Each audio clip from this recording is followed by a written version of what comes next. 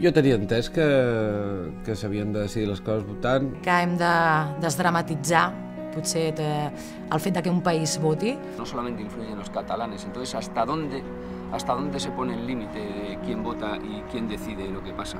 La Constitució ve després que hi ha democràcia, no al revés. Per què les fronteres no les decidim votant i en canvi tot l'altre ho decidim votant? Els pobles hem de recuperar una sobirania que vam cedir a grans instàncies per poder decidir el nostre futur. Quan passa això, el que s'ha de fer, evidentment, no és canviar la voluntat dels catalans, sinó canviar la Constitució.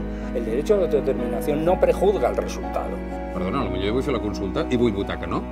M'agradaria una Catalunya que sense complexes interns s'escolta ella mateixa, es debat ella mateixa i després pren una decisió.